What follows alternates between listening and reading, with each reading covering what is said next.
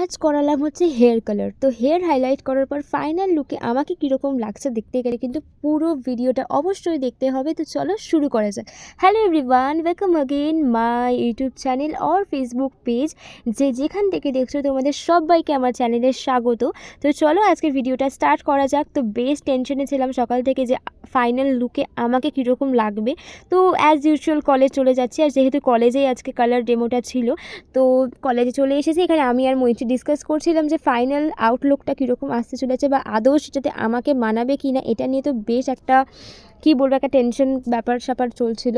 তো যাই হোক, এবার লাস্ট বারের মতো আমি আমার ব্ল্যাক হেয়ারটাকে দেখে নিচ্ছিলাম। তো তারপরেই শুরু হয়ে গেল প্রসেস। তো পুরো প্রসেসটা কিন্তু আমি দেখিয়েছি, অবশ্যই ভিডিওটা স্কিপ না করে দেখতে হবে কিন্তু।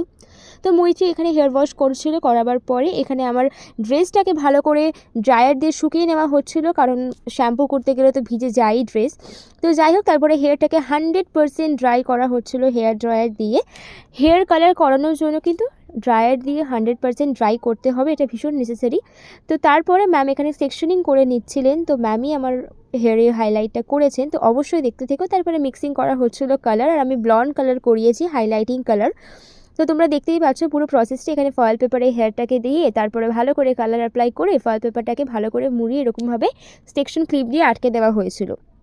তারপর এখানে আমি ওয়েট করছিলাম, প্রসেসিং অলরেডি আমার হেয়ারে চলছিল। তো ওটা নিয়ে আর কি ভাবছিলাম যে কীরকম কী আসবে, আউটলুকটা না আসবে। তো খুব ভয় লাগে, যেহেতু লাইফে ফার্স্ট টাইম হাইলাইটিং করাচ্ছি, তো নিজেকে কখনো এরকম হেয়ার কালারে তো দেখিনি, তাই জন্য একটু ভীষণ নার্ভাস ছিলাম বলতেই পারো। তা এই হচ্ছে ফাইনাল টাইম যেখানে আমার হেয়ার কালারটাকে ওয়াশ করা হচ্ছে, আর এটা দেখে আই ওয়াজ শকড।